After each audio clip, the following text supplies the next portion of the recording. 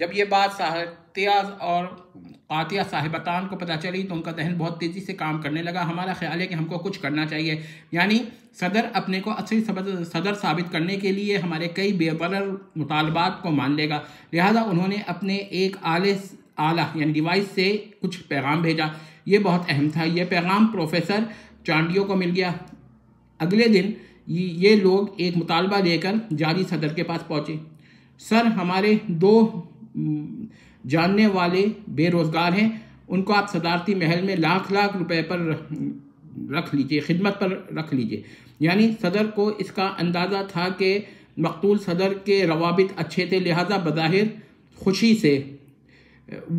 खुश अखलाक़ी से वो मान गया। अब ये सूरत हाल थी कि ये दोनों हजरात कामयाब हो चुके थे कि खुसूस और नसूस को मुख्तलिफ अस्मा से सदारती महल के सदर के PA के माविनीन के तौर पर दाखिल कर लें। दरअसल इन हजरात की पॉलिसी तेल देखो और तेल की धार पर मबनी थी। उनको कुछ अंदाज़ा नहीं था कि आइंदा क्या होने वाला है।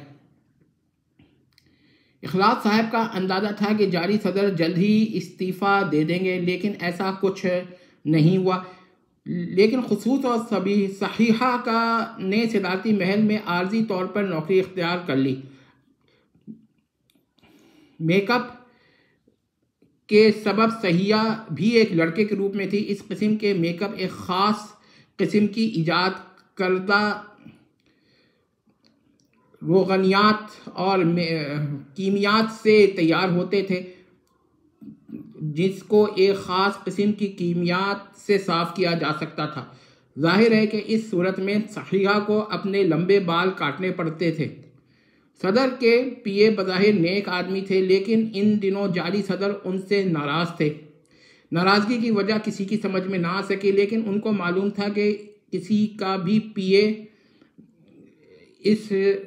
किसी नाराज़गी की वजह समझने लेकिन उनको मालूम था कि किसी का भी PA उस शख्स से काफ़ी हद तक वाकिफ़ होता है तो नकली सदर नकलो हरकत और लबो लहजे में जितना भी उनकी नकल करने कहीं ना कहीं शुबा पैदा हो सकता है। इसलिए उन्होंने किसी अनहोनी बात पर जारी सदर ने अपने खुसूसी PA से नाराज़ होने का नाटक किया और ये माफ़ी तलाफ़ी की कोई नौबत नहीं आने दी। यानी वो रूखे फीके अंदाज से मिलने लगे। मसरूफ़ियत और गैर मुल्की मामलात को अपना उज़ुर अपॉलजी बना लिया।